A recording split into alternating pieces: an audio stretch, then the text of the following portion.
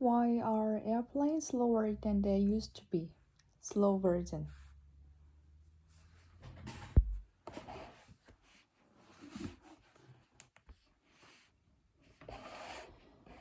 In 1996, a British Airways plane flew from New York to London in a record-breaking 2 hours and 53 minutes.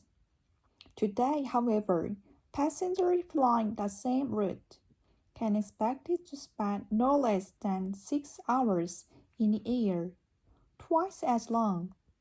So why, in a world where everything seems to be getting faster, have a commercial flight lagging behind?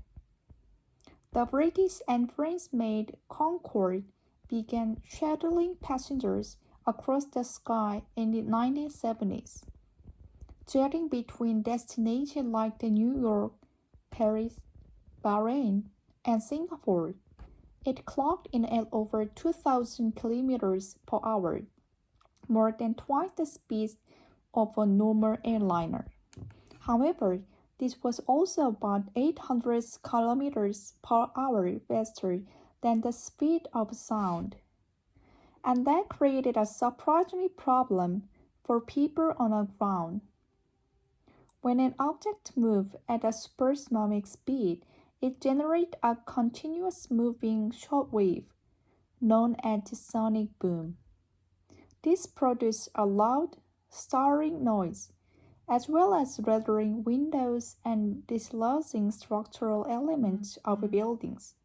Since a plane flying at an altitude of 50 kilometers can affect an area within 80 kilometers diameter on the ground floor, complaints and concerns from residents in a Concorde's flight path restricted in mostly ocean routes. Because of this restriction and other fuel and engineering requirements, supersonic flight turned out to be very expensive for both airlines and passengers. A single transatlantic round trip could cost the equivalent of more than $10,000 today. With additional strain on the airline industry due to decreased demand for flights after September 11, 2001, this became unsustainable, and the Concorde was retired in 2003. So, even when superfast flight existed, they weren't standard commercial flight. And while we might think the advances in flight technology would make faster flights less expensive, this hasn't necessarily been the case. One of the biggest concerns is fuel economy. Over the decades, jet engines have become a lot more efficient, taking more air and achieving more thrust, traveling further for every liter of fuel. But this efficiency is only achieved at speeds of up to around 900 kilometers per hour, less than half the speed of the Concorde. Going any faster would increase air intake and burn more fuel per kilometer flown. A standard transatlantic flight still uses as much as 150,000 liters of fuel, amounting of 20% of airlines' total expenses. So any reduction in fuel economy and increase in speed would significantly increase both flight costs and environmental impact. What about ways to make a plane faster without burning lots of fuel? Adjusting the wing sweep, or the angle at which wings produce from the fuselage to bring the wings close to in, can make an aircraft faster by reducing aerodynamic drag. But this means the wing must be longer to achieve the same wingspan, and that means more materials and more weight, which in turn means burning more fuel. So while airplanes could be designed to be more aerodynamic, this would make them more expensive. And generally, airlines have found that customer demand for faster flights is not sufficient to cover these costs. So, while military aircraft conduct high-speed flights over water and high altitudes, supersonic commercial flight seems like the brief and failed experiment. But recent advances may make their feasible again.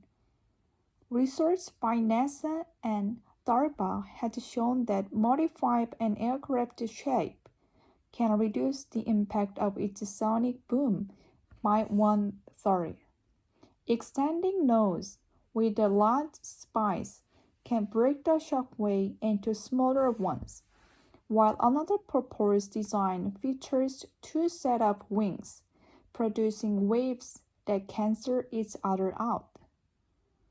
And new technologies may solve the energy efficiency problem with alternative anesthetic fields or even hydroelectric planes. It may yet turn out the last few decades of steady flying where does the freight rest stop?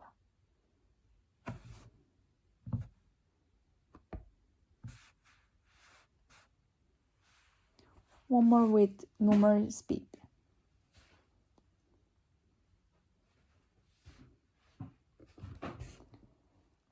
In 1996, a British Airways plane flew from New York to London in record-breaking 2 hours and 53 minutes. Today, however, passengers flying the same route can expect to spend no less than 6 hours in air, twice as long. So why, in a world where everything seems to be getting faster, have commercial flight lagging behind? The British and French-made Concorde began shuttling passengers across the sky in the 1970s, jetting between destinations like New York, Paris, Bahrain, and Singapore. It clocks at over 2,000 kilometers per hour, more than twice the speed of the normal aerial. However, this was also about 800 kilometers per hour faster than the speed of the sound, and that created a surprising problem for people on the ground. When an object moves at supersonic speed, it generates a continuous moving shockwave known as sonic boom. This produces a loud, stirring noise, and as well as weathering windows and dislodging structural elements of buildings.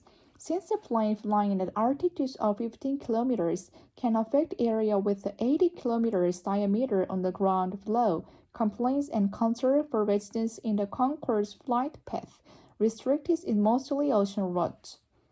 Because of this restriction and other fuel and engineering requirements, supersonic flights turned out to be very expensive for both airlines and passengers.